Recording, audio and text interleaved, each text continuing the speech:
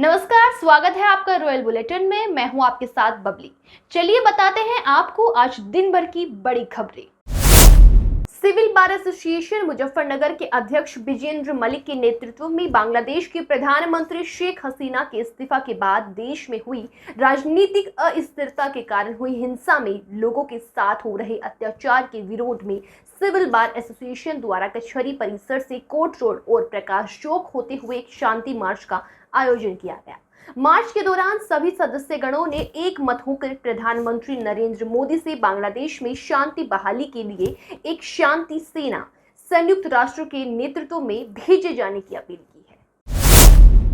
प्रधानमंत्री नरेंद्र मोदी और मुख्यमंत्री योगी आदित्यनाथ के आह्वान पर देश प्रदेश में 12 से 15 अगस्त तक चलाए जाने वाले स्वच्छता अभियान के लिए लोगों को प्रेरक संदेश देने के लिए नगरपालिका परिषद की प्रदेश सरकार के राज्य मंत्री स्वतंत्र प्रभार कपिल देव अग्रवाल और चेयरपर्सन मीनाक्षी स्वरूप ने शहर में स्थित अमर शहीदों और महापुरुषों के स्मारकों पर स्वच्छता अभियान चलाते हुए प्रतिमाओं की साफ सफाई की।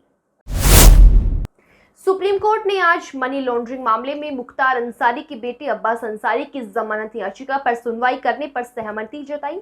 कोर्ट ने अब्बास की जमानत याचिका पर ईडी को नोटिस भी जारी किया है। जस्टिस सुंदरेश और संदीप मेहता की पीठ ने ईडी को नोटिस जारी करते हुए उत्तर प्रदेश के मऊ से विधायक अब्बास अंसारी की विशेष अनुमति याचिका पर जवाब दाखिल करने को कहा है। इससे पहले इलाहाबाद हाई कोर्ट ने 9 मई के अपने आदेश में अब्बास की जमानत याचिका को खारिज कर दी थी। हालांकि उसने निचली अदालत को निर्देश दिया था कि वे जल्द से जल्द सुनवाई पूरी करें।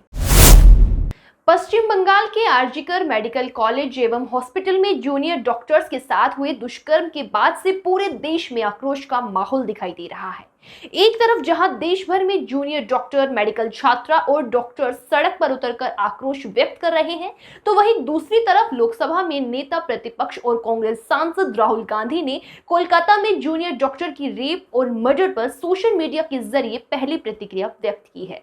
राहुल गांधी ने कहा है कि इस विभत्स घटना से पूरा देश स्तब्ध है।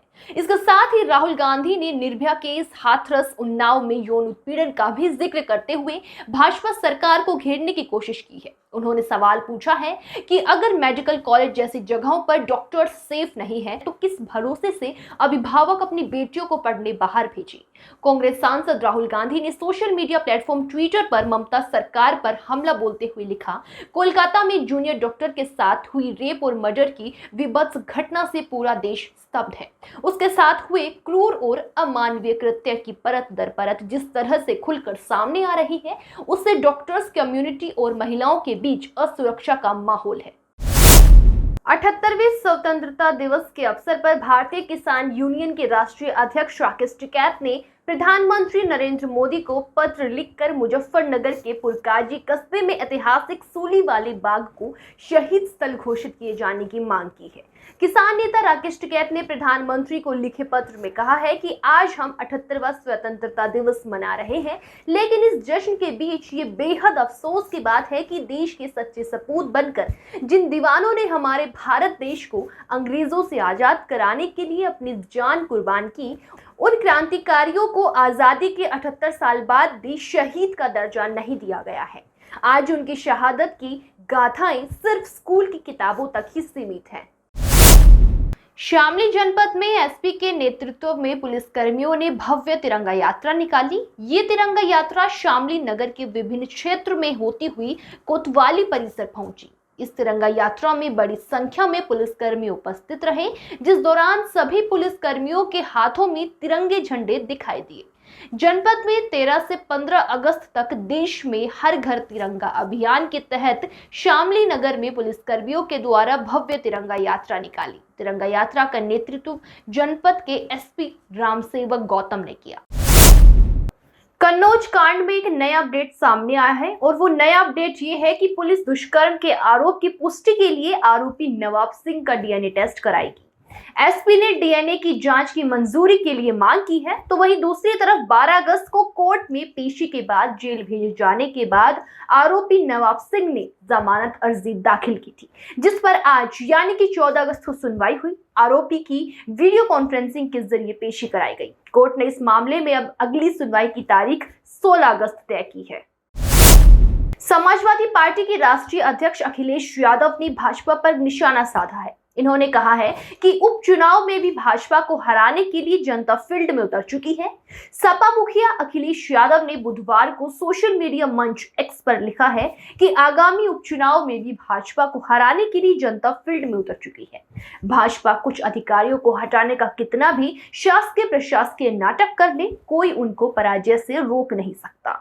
देखना ये भी है कि उनकी जगह जो अफसर आएंगे उनकी निष्पक्षता पर मोहर कौन लगाएगा।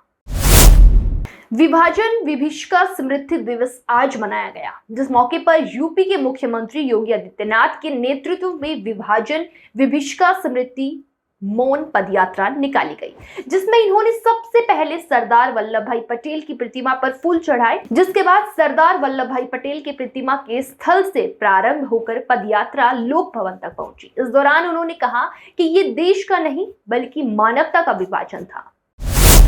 भाजपा ने पश्चिम बंगाल के कोलकाता में ट्रेनी डॉक्टर्स के साथ हुए दुष्कर्म के मामले में सीधे राज्य की मुख्यमंत्री पर सवाल उठाते हुए पूछा है कि आखिर ममता बनर्जी किन लोगों को बचाने का प्रयास कर रही है। भाजपा ने ममता बनर्जी से तुरंत मुख्यमंत्री पद से इस्तीफा देने की मांग कर डाली है। भाजपा राष्ट्रीय प्रवक्ता गौरव भाटिया ने पार्टी मुख्यालय में पत्रकारों से बात करते हुए आरोप लगाया है कि इस जघन्य अपराध के पूरे मामले को रफा दफा करने की साजिश ममता बनर्जी ने ही रची है और वे आरोपियों को बचाने का काम कर रही है। उन्होंने कहा कि ममता बनर्जी अगर अभी भी मुख्यमंत्री बनी रहती हैं तो पश्चिम बंगाल की कोई भी महिला अपने आप को सुरक्षित महसूस नहीं कर पाएगी, इसीलिए उन्हें तुरंत मुख्यमंत्री पद से इस्तीफा दे देना चाहिए।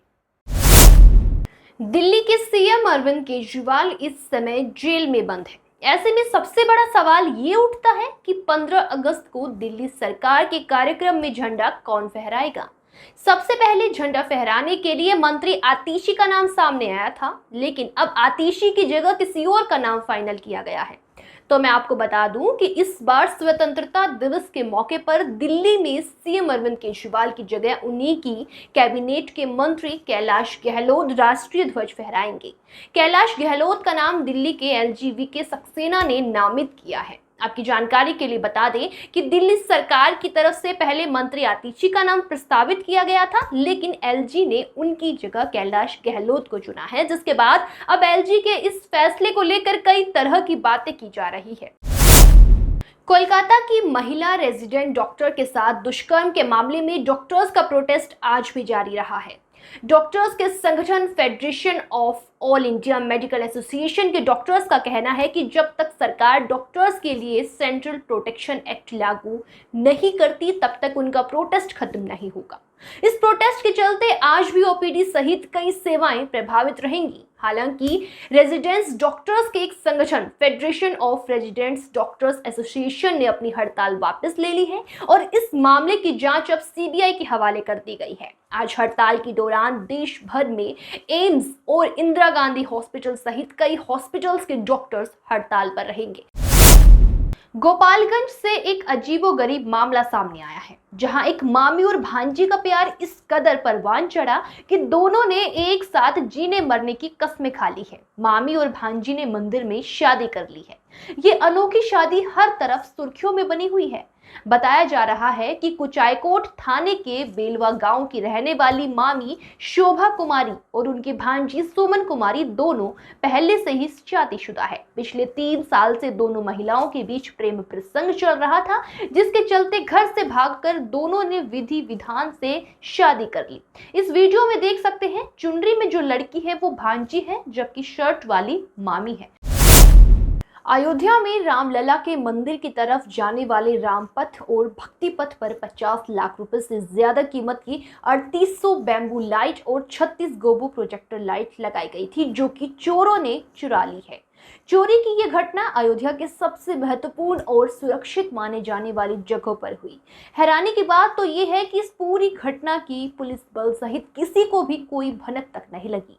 आपकी जानकारी के लिए बता दें कि ये घटना 19 अप्रैल से 9 मई के बीच हुई है, यानी कि श्री राम मंदिर उद्घाटन के 3 महीने बाद ही ये कांड हो गया था, जिसकी ऑनलाइन एफआईआर अब 9 अगस्त को दर्ज की गई है।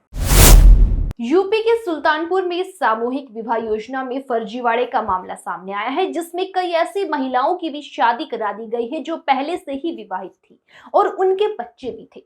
ये काम सरकारी रकम को हड़पने के लिए किया गया है। दरअसल सामूहिक विवाह योजना के तहत हर जोड़े को 51,000 रुपए मिलते हैं, साथ ही घर गृहस्थी का भी सामान दिया जाता है।